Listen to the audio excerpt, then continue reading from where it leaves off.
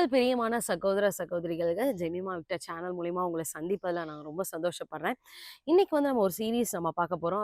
அது வந்து என்ன அப்படின்னா வந்து ஆயத்தப்படுவோமா, லெட்ஸ் கெட் ரெடி.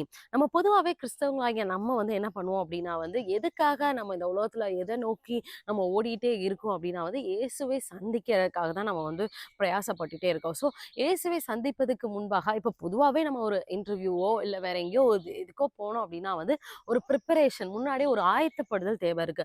அதே மாதிரி இந்த பூமியில வாழும்போது நம்ம இயேசுவை சந்திப்பதற்கு நம்ம அன்றாட வாழ்க்கையில நம்ம ஒரு சில விஷயங்களுக்காக நம்ம ஆயத்தப்பட வேணும். அந்த என்ன ஆயத்தப்படணும் அப்படிங்கிறத பத்தி தான் நம்ம இனிமே வரும் நாட்கள்ல கொஞ்சம் சீரியஸ் நம்ம ஒவ்வொரு பார்ட்டா நம்ம பார்க்க போறோம். இன்றைக்கு நம்ம என்ன பார்க்க போறோம் அப்படின்னா வந்து சிரிக்க நம்ம ஆயத்தப்படுவோமா? ஏன் அப்படின்னா கேட்கவே வித்தியாசமா இருக்குல்ல. Let's get ready to smile மோர்.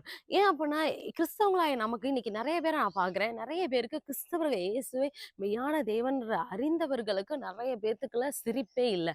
நிறைய பேர் அந்த ஃபேக் ஸ்மைல் தான் வந்து நம்ம யூஸ் பண்ணிகிட்டே இருக்கோம். நிறைய ஒரு ஆஃபீஸ்லனாலும் சரி, வீட்டிலனாலும் சரி, அந்த ஒரு வெறுமை, அந்த ஒரு சிரிப்பு, அந்த ஒரு சந்தோஷம், அந்த ஆனந்தம் வந்து இன்னைக்கு வந்து இல்லை. ஸோ அதை தான் நம்ம இன்னைக்கு ஆயத்தப்பட போகிறோம். ஏன்னா இயேசுவை சந்திக்க பரலோகம் எப்பயுமே வந்து சந்தோஷப்படக்கூடியதான ஒரு விஷயம். ஸோ பைபிள்லேயே கூட ஒரு வசனம் இருக்கு. பிலிப்பியர் 4:4 கர்த்தருக்குள் எப்பொழுதும் சந்தோஷமா இருங்கள், சந்தோஷமா இருங்கள் என்று மறுபடியும் உங்களுக்கு சொல்கிறேன். இந்த இடத்துல ஆண்டவர் வந்து நம்மளை தான் கர்த்தருக்குள் சந்தோஷமா இருக்க ஒரு கட்டளை மாதிரி சொல்றாரு. ஆண்டவரும் நமக்கு சந்தோஷம் தருவார். ஆனா அவரா வந்து என் இருதயத்தை வந்து நிறைக்கணும் அப்படின்ற இது வந்து இல்லை. நம்ம தான் அவருக்குள்ள நம்ம சந்தோஷப்படணும். இதை வந்து நம்ம நம்ம நினைக்கலாம், இது எப்படி சிஸ்டர் நான் வந்து இன்னும் அதிகமா நான் சந்தோஷப்பட, இன்னும் அதிகமா நான் எப்படி நான் சிரிக்க அப்படின்னா, சங்கீத புஸ்தகம் 16ஆம் அதிகாரம் கடைசி வசனத்துல கடைசியா இருக்கும்.